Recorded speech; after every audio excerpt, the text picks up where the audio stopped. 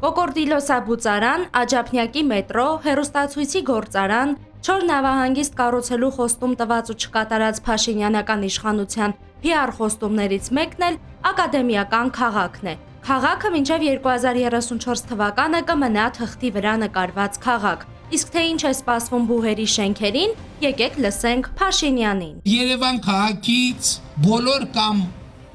եթե ոչ բոլոր առնվազն բուհերի մեծամասնությունը, քանի որ շենքերը գտնվում են կենտրոնում, այդ շենքերը հանենք վաճառքի, ձևավորված գումարներից Երևանից դուրս կառուցենք քաղաք, որը կլինի բուհական ակադեմիական քաղաք։ Եվ այսպես միայն անցած տարի ակադեմիական քաղաքի նախագծի հիմնադրամում աշխատողներին տրվել է $2 միլիոն աշխատավարձ։ Եվս $1.5 միլիոն պայմանագրեր են կնքվել տարբեր ընկերությունների հետ։ Ինչքան շատ խոսեն այդ ակադեմիական քաղաքի մասին, որը կարելի է ասել այդպես շատ մեծ փուչիկներից մեկն է, նա ուղղակի պայթելու է ընտրությունների հենց հաջորդ օրը, որովհետև նոր եկող կառավարությունը ամենայն հավանականությամբ ասելու է, որ դա չիրագործվող ծրագիր է, կամ նույնիսկ եթե իրագործվի,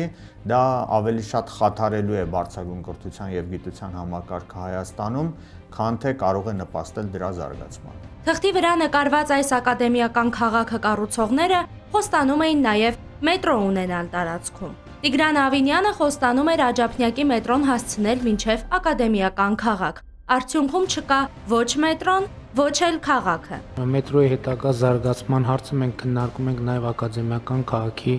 նախագծի շրջանակներում եւ այս առումով մետրոյի Աջափնյակ կայարանի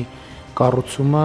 շատ կարեւոր է։ Փորձագետը կարծում է, խոստացած ակադեմիական քաղաքը ոչ թե կրթական ռեֆորմ է, այլ բուհական շենքերը բիզնես կենտրոններ դարձնելու փորձ։ Քանի որ այդ մարդկանց մտածողությունը այդ աստիճան է, դրանից ավելի բարձր չի,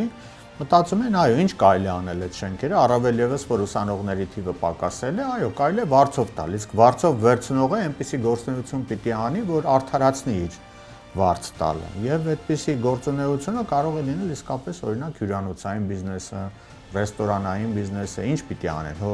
դպրոցներ չեն հիմնադրելու կամ, չգիտեմ, նոր համալսարաններ չեն կազմակերպելու այդ շենքերում։ Պարզը որ պիտի ծառայությունների ոլորտը լինի, որպեսզի կարողանան այդ վճարները տալ, իսկ վճարները գնալ պետական բյուջե եւ մասամբ ծածկի օրինակ, այսպես ասած, ակադեմիական քաղաքի ծախսերը, բայց դրանք ահռելի ծախսեր են։ Փորձագիտական դաշտում համոզված են, սա ոչ թե կրթական բարեփոխում է, այլ պատմական շենքերը բիզնես կենտրոններ վերածելու հերթական փորձ։ Բաժանորդագրվեք Արմատ մեդիայի ալիքներին YouTube-ում, Facebook-ում, Instagram-ում եւ Telegram-ում։